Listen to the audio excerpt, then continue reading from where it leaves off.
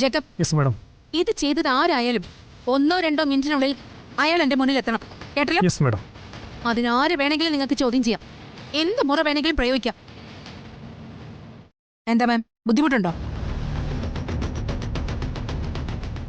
അല്ലെങ്കിൽ ഞാനിവിടെ ഇറങ്ങി പോയിട്ടെ സോഷ്യൽ മീഡിയയിൽ ഒരു കുറിപ്പിട്ടാലേ ഇതുപോലെ 1000 ചെരുപ്പുകള് നാളെ നിങ്ങളുടെ മുഖത്തെറിയാനും ആളുകൾ ഉണ്ടാവും. That is my influence. അറിയാം മാഡം, ഇതൊരു വലിയ ഇഷ്യൂ ആക്കരുത്. സ്കൂളിന്റെ പേരിൽ ഞാൻ റിക്വസ്റ്റ് ചെയ്യുക, പ്ലീസ്. പത്മ, ഗസ്റ്റിനെ റൂമിലേക്ക് എത്തും. ഇനി ആരും ഗസ്റ്റിനെ ബുദ്ധിമുട്ടിക്കാൻ പാടില്ല, കേട്ടല്ലോ? Please madam. മാഡം,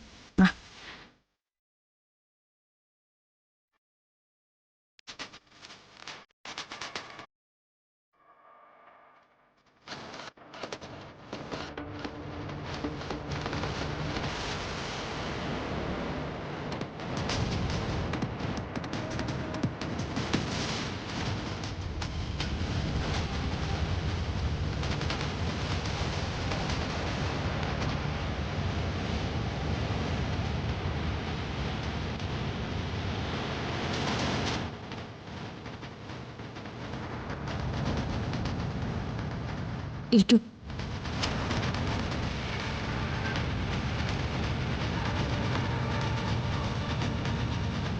ആ വാതിലും കടിച്ചേ.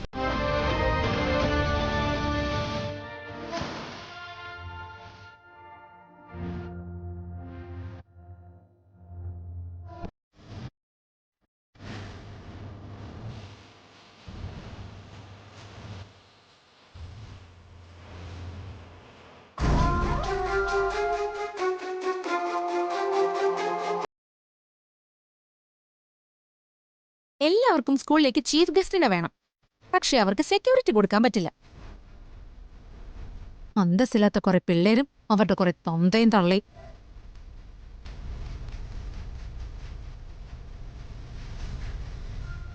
നിങ്ങൾക്ക് ഇതുപോലുള്ള ശത്രുക്കൾ ഉണ്ടാവുമെന്ന് ഞങ്ങൾ പ്രതീക്ഷിച്ചില്ലല്ലോ. എന്റെ ശത്രുക്കളോ? ഓ, അപ്പൊ എന്റെ സ്വഭാവം മോശമായതുകൊണ്ടാണ് ഇതൊക്കെ സംഭവിച്ചതെന്നാ പറയുന്നത്. തന്റെയൊക്കെ ഫ്രസ്ട്രേഷൻ എനിക്കറിയാം. ഇതുപോലുള്ള സ്ഥലങ്ങളിൽ ചെല്ലുമ്പോ ഞാനിതൊക്കെ കുറെ കാണുന്നതാ. ഒരു മാസം മുഴുവൻ വായിട്ടലച്ച് നിസ്സാര ശമ്പളം വാങ്ങിക്കുന്ന നിനക്കൊക്കെ എന്നെ പോലുള്ള സെലിബ്രിറ്റികളോട് അസൂയ തോന്നും. ഞങ്ങൾക്ക് കിട്ടുന്ന സ്ഥാനം, ലക്ഷങ്ങളായി കിട്ടുന്ന പ്രതിഫലം, അതൊക്കെ നിന്റെയൊക്കെ ചർച്ചയായിരിക്കുമല്ലോ. ലോകം മുഴുവൻ ചർച്ച ചെയ്യാനുള്ള വലിപ്പം നിങ്ങൾക്കുണ്ടെന്ന് ഞാൻ കരുതുന്നില്ല. അതൊന്നാമത്തെ കാര്യം.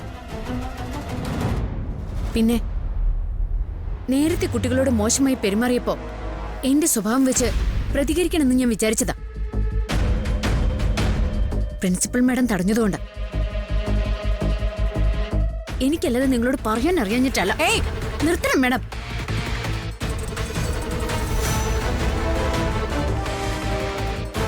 നേരത്തെ പ്രിൻസിപ്പലിനെ ഭീഷണിപ്പെടുത്തുന്നുണ്ടായിരുന്നല്ലോ. പുറത്തിറങ്ങിപ്പോയി സെലിബ്രിറ്റി സ്റ്റാറ്റസിൽ ഒരു പോസ്റ്റ് സോഷ്യൽ മീഡിയയിൽ ഇട്ടാൽ ഈ സ്കൂളിനെ അങ്ങ് കത്തിക്കുമെന്ന്. അതെന്താ, നമുക്ക് ചെയ്യാൻ പറ്റില്ലേ? അന്തസ്സായി നടത്തിക്കൊണ്ടു പോകുന്ന ഒരു സ്കൂളില് നിങ്ങൾ ഒരാൾ വന്ന് അഹങ്കാരം കാണിച്ചു എന്നും ഇവിടുത്തെ പ്രോഗ്രാം ഇല്ലാതാക്കിയെന്നും ഞങ്ങൾ എല്ലാവരും ചേർന്നൊരു പോസ്റ്റ് ഇട്ടല്ലേ എന്തായിരിക്കും നിങ്ങളുടെ സെലിബ്രിറ്റി സ്റ്റാറ്റസ്? ഓരോ സ്കൂളിലെ അധ്യാപകരും അവിടുത്തെ വിദ്യാർത്ഥികളും ഒന്നിച്ച് നിങ്ങൾക്കെതിരെ ഒരു കുറിപ്പെഴുതാൻ നിന്നാലേ അടുത്തൊരു ജന്മം കൊണ്ട് പോലും ഈ സെലിബ്രിറ്റി സ്റ്റാറ്റസ് തിരിച്ചു പിടിക്കാൻ പറ്റുമോ നിങ്ങൾക്ക്? സോഷ്യൽ മീഡിയ ഊതിപ്പിടിപ്പിച്ച സ്റ്റാറ്റസ് അല്ലേ, അത് കുത്തിപ്പൊട്ടിച്ചില്ലാതാക്കാൻ അവർക്ക് തന്നെ സാധിക്കും. പിന്നെ ഞാൻ ഈ പറഞ്ഞതിന്റെ പേരിൽ ഈ ഫംഗ്ഷനിൽ പങ്കെടുക്കാതെ ഇറങ്ങിപ്പോവാൻ വല്ല ഉദ്ദേശവും നിങ്ങൾക്കുണ്ടെങ്കിൽ എന്നേക്കുമായി ഈ സ്റ്റാറ്റസ് അങ്ങ് പോവും. ഞാൻ പറഞ്ഞില്ലെന്ന് വേണ്ട.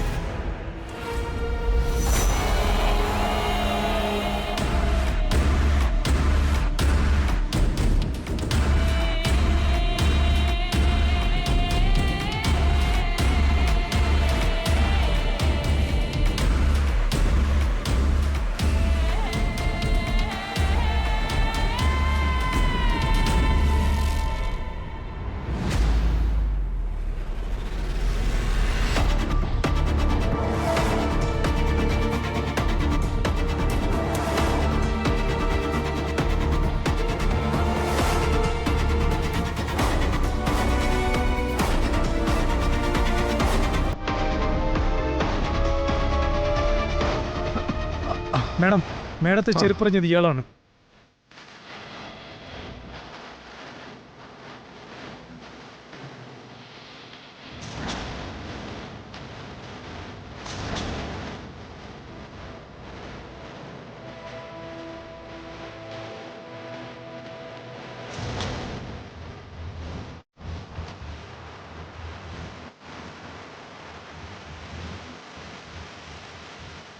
ഇയാളെ പോലീസിലേപ്പിക്കട്ടെ മാഡം?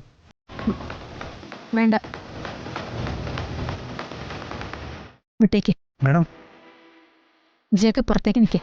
അല്ല മാഡം, ഇയാളിനി എന്തെങ്കിലും... Jacob, do what I say. Okay madam.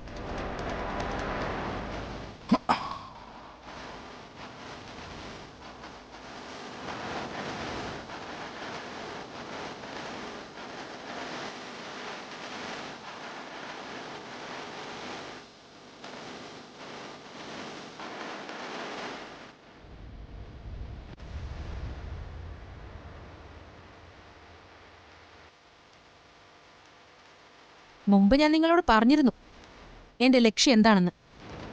അപ്പോഴൊക്കെ എന്നെ പരിഹസിച്ചു. ഇപ്പെന്തായി? കണ്ടോ, വീണയ്ക്ക് വേണ്ടി ആളുകൾ കാത്തിരിക്കുന്നത്, അവരെന്നെ സ്വീകരിക്കുന്നത്. ഒരു ഫോട്ടോയ്ക്ക് വേണ്ടിയും കയ്യൊപ്പിന് വേണ്ടിയൊക്കെ മത്സരിക്കുന്നത്. ഞാൻ തുടങ്ങിയിട്ടേ ഉള്ളൂ. ഇന്ന് നിങ്ങൾ ചെരുപ്പറിഞ്ഞപ്പോ എന്റെ ദേഹത്തു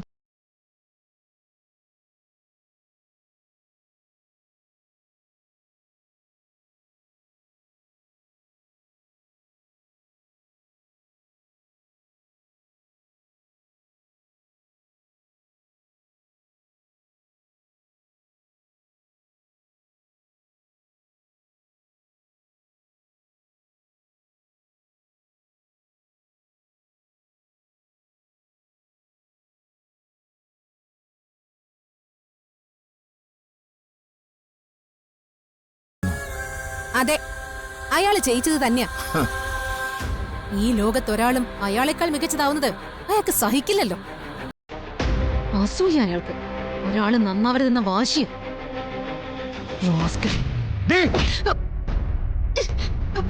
മോനെ പറ്റി എന്തെങ്കിലും പറഞ്ഞോണ്ടോ ഒന്നുകളെ ഞാൻ.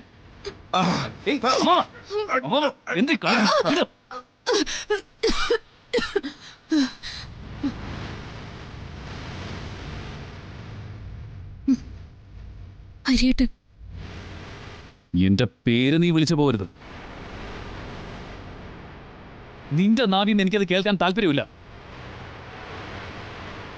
നിന്നെ ഞങ്ങളുടെ ജീവിതത്തിൽ നിന്ന് എന്നെ മറന്നു കളഞ്ഞതാ. പക്ഷേ ഒരു നാട് മുഴുവൻ ഓർക്കുന്ന എന്നെ മറക്കാൻ ഇങ്ങനെ പറ്റും ഹരിയേട്ടാ?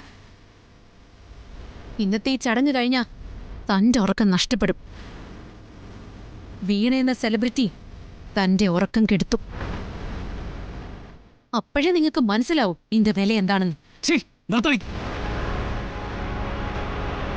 നിന്റെ വിലയും വിലയില്ലായ്മയൊക്കെ ഞാൻ എന്നെ തിരിച്ചറിഞ്ഞതാ. നിനക്ക് കിട്ടിയ പുതിയ ലോകത്ത് നീ റാണിയായിട്ടോ മഹാറാണിയായിട്ടോ ഭരിച്ചും കൽപ്പിച്ചൊക്കെ നടന്നോ? അത് കണ്ട് ഹരിക്ക് അസൂയ തോന്നില്ല. നിന്നെ പോലുള്ളവരുടെ വാഴ്ചയും വീഴ്ചയൊക്കെ ഞാൻ കുറെ കണ്ടിട്ടുള്ളതാ. എത്ര നാൾ നീ നിലനിൽക്കുമെന്ന് നമുക്ക് നോക്കാം.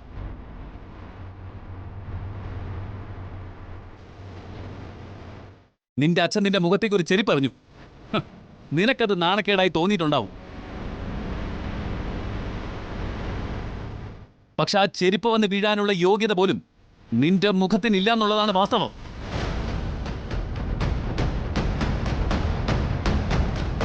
അത് നീ മനസ്സിലാക്കിക്കും.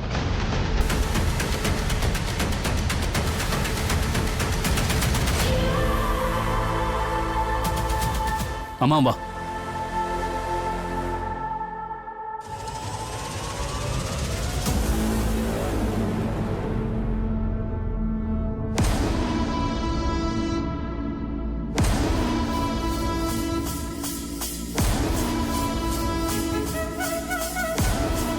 Function തുടങ്ങാറായി madam.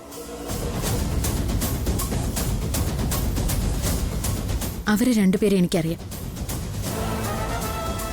അവരുടെ ജീവിതത്തിൽ സംഭവിച്ചത് എന്താണെന്ന് എനിക്കറിയാം. എന്തിനാ മാഡം ആ കുടുംബത്തെ എങ്ങനെ ഉപദ്രവിക്കുന്നത്? നമ്മുടെ പഴയ കാലം നമുക്ക് മറക്കാൻ പറ്റുമോ? നിന്നെ എന്താ എല്ലാരും പത്മ ടീച്ചർ എന്ന് വിളിക്കുന്നേ?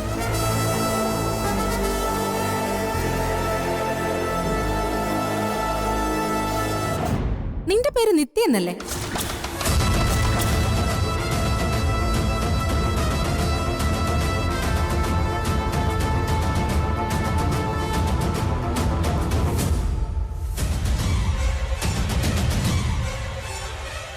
നീ എന്താ പറഞ്ഞത്? പഴയ കാര്യങ്ങൾ മറക്കാൻ പാടില്ലെന്ന്.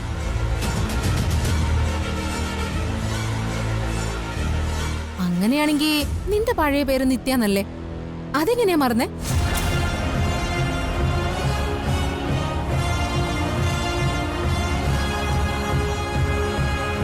ഒളിച്ചോടാനും വേറെ പേര് സ്വീകരിക്കാനും നിനക്കൊന്നും ഒരു ബുദ്ധിമുട്ടുമില്ല.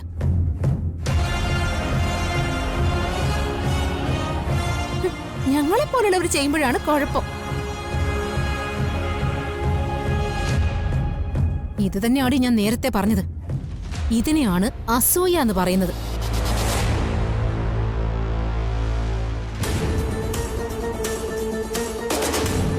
കേട്ടോടി നിത്യേ.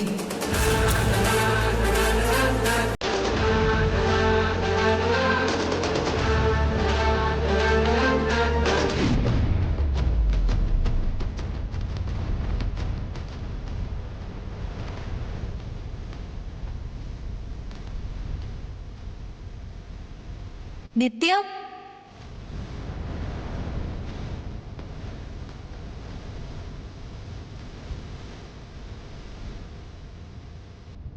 മുത്തശ്ശി, ഇവിടെ ആരാ ഉണ്ടായിരുന്നത്? ആരാ പാടിയത്? അത് നിത്യമോളാ. അന്ന് ഞാൻ പറഞ്ഞില്ലടാ, വീടിൻ്റെ കൂടെ ഇവിടെ വന്ന പെങ്കൊച്ച് നല്ല മോളാ.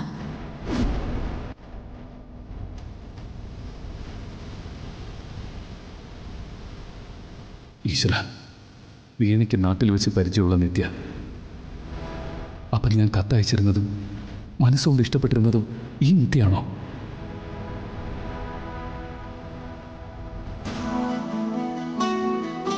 എൻ്റെ മനസ്സിലെ ഏറ്റവും പ്രിയപ്പെട്ട എഴുത്തുകാരൻ അങ്ങയുടെ മധുര നമ്പരക്കാറ്റ് ഏറെ നാളുകളായി എൻ്റെ കൂടെ തന്നെയുണ്ട്. എൻ്റെ ജീവിതത്തിൻ്റെ ഒരു ഭാഗം പോലെ എൻ്റെ സന്തോഷങ്ങളിൽ അങ്ങയുടെ വരികൾ എനിക്ക് കൂട്ടാവാറുണ്ട്.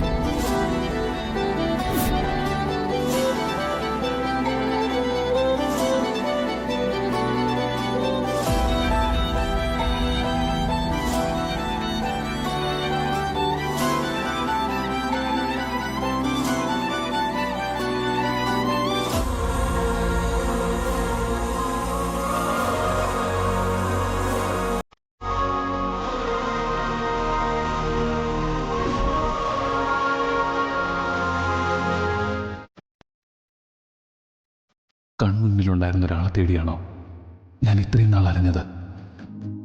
ഇത്രയും നാളായിട്ടും എനിക്കത് തിരിച്ചറിയാൻ പറ്റിയില്ലല്ലോ. ഇതാണ് എൻ്റെ നിത്യയെങ്കിൽ ഇന്നത് ഞാൻ അവളെ കൊണ്ട് പറയിപ്പിക്കും.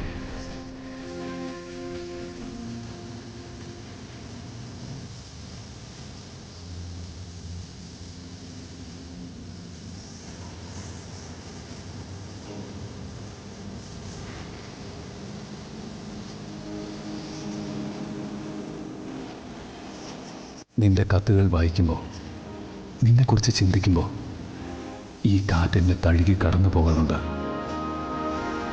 നീയാണ്, നീ തന്നെയാണ് നിത്യ.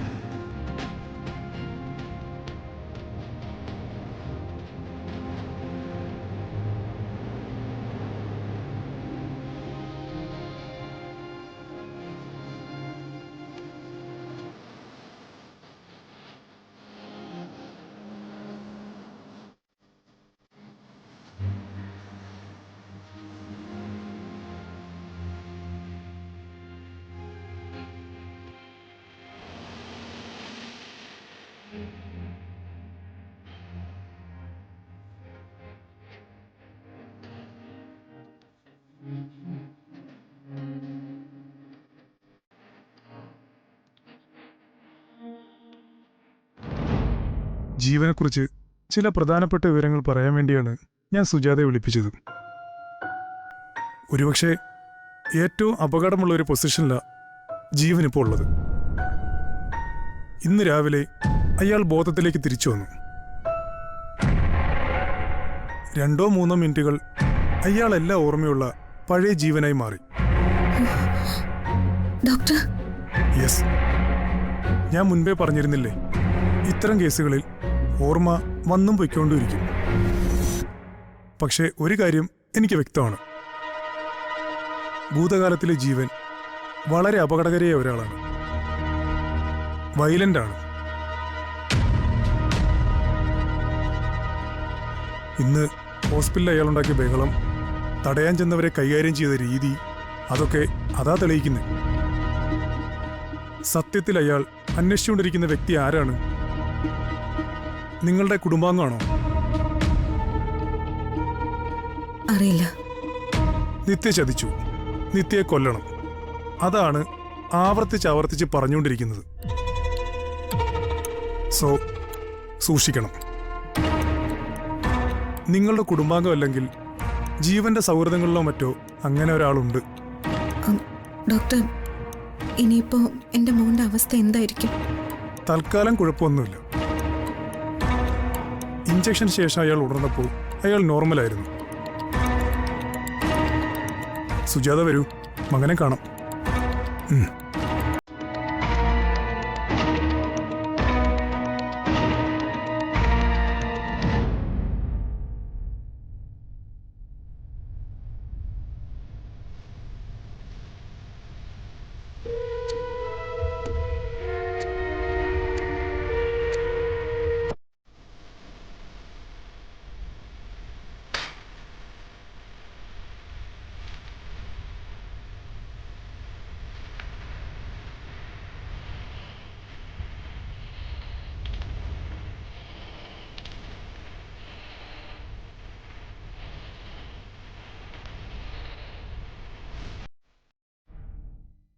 സ്നേഹപൂർവമായ പെരുമാറ്റം തന്നെയാണ് ജീവനോളം വരുന്നത്.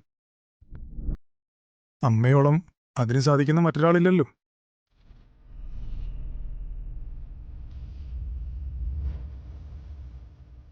സുജാത വരൂ.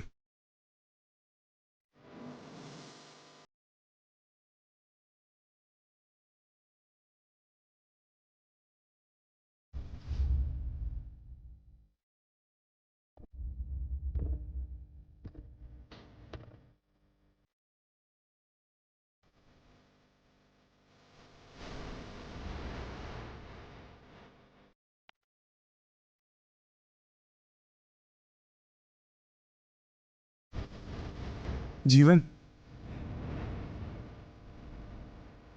ജീവൻ,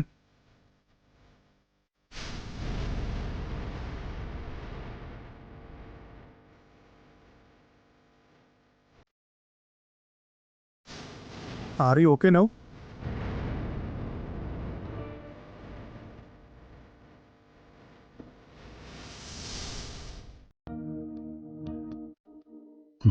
ഓക്കെയാണ് ഡോക്ടർ.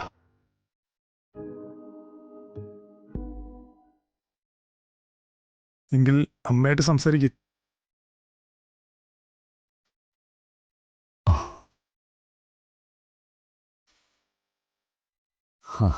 അമ്മ, ജീവൻ, കൂടുതൽ സ്ട്രെയിൻ എടുക്കണ്ട.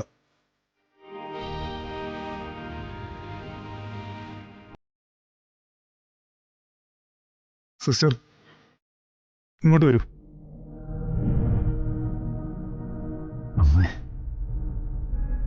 അമ്മ അവിടെ ഇരിക്കേ.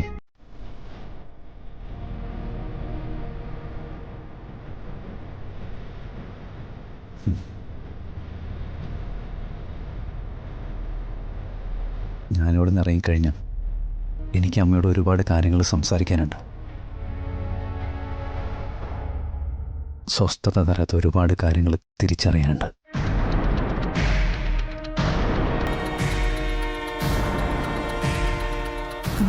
അത് മോനിപ്പോ ഒന്നും ആലോചിക്കണ്ട.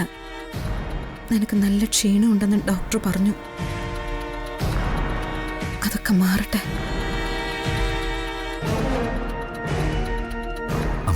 ഇവിടെ എൻ്റെ കൂടെ തന്നെ ഇരിക്കുമോ? അമ്മയ്ക്ക് പോണം മോനെ, പോയേ പറ്റൂ. അമ്മ എല്ലാ കാര്യങ്ങളും ഡോക്ടറോട് പറഞ്ഞിട്ടുണ്ട്.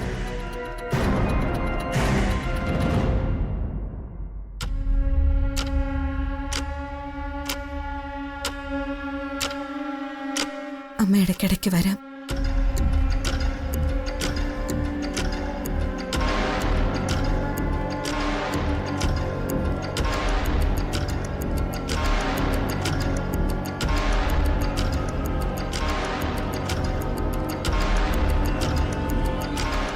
അമ്മേ,